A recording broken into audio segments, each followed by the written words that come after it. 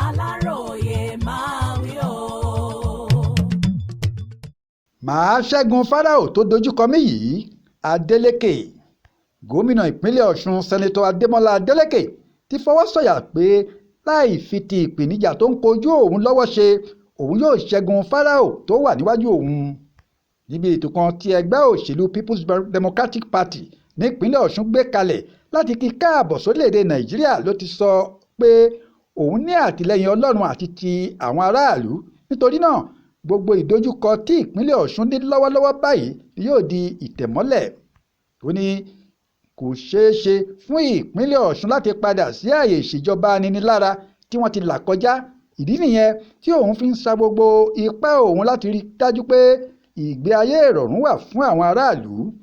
Adeleke fi kún ọ̀rọ̀ rẹ̀ pé àwọn tí wọ́n ń gbógun ti ìpínlẹ̀ Ọ̀ṣun nípa gbígbẹ́sẹ̀ lé owó oṣù fẹ́ kó ìrẹ̀wẹ̀sì bá ìṣèjọba òun ni, ṣùgbọ́n òun ti pinnu láti má ṣe já àwọn ènìyàn kulẹ̀ lábẹ́ bó ti wù kó rí.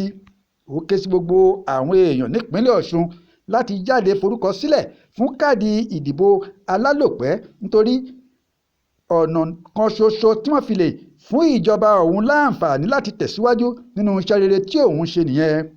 Nínú ọ̀rọ̀ alága ẹgbẹ́ òṣèlú PDP Honorable Sunday Bisi, ó ní ìyàlẹ́nu ńlá ni ìdìbò ọjọ́ kẹjọ oṣù kẹjọ ọdún 2026 yóò jẹ́ nípínlẹ̀ Ọ̀ṣun nítorí ẹgbẹ́ APC kò ní wọlé ní káńsù kankan ṣoṣo.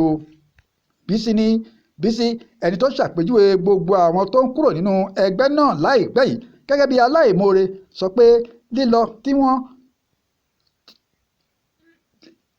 pé lílọ wọn kò ní ipa kankan lórí ẹgbẹ́ PDP nítorí àlùbami làwọn yóò lu àwọn òǹdíje tó kù. Ó fi kún ọ̀rọ̀ rẹ̀ pé bí gbogbo òǹdíje tó ń jáde báyìí nínú ẹgbẹ́ APC bá sọ ara wọn di ọ̀kan ṣoṣo wọn kò tó láti dènà de Adeleke lọ́dún 2026. Bákan náà ni olórí ilé ìgbìmọ̀ asòfin ìpínlẹ̀ Ọ̀ṣun Honorable Adéwálé Ẹgbẹ́dùn ké sí àwọn aráàlú láti má ṣe fetí sí ẹ̀tàn ẹgbẹ́ òṣèlú APC. Ẹgbẹ́dùn ṣàlàyé pé níwọ̀n ìgbà tí wọ́n ti dán ẹgbẹ́ APC wò tí wọ́n sì ti rí i pé ẹgbẹ́ tí kì í mú àdéhùn ṣẹ ni wọ́n ṣe ni kí wọ́n túbọ̀ fi ìbò gbé gómìnà Adeleke wọlé padà lọ́dún 2026. Florence Babasola ló ṣàkójọpọ̀ ròyìn fún Aláròyé online television. Akin Akínníyì ló kà á sétígbọ̀ọ́ yín.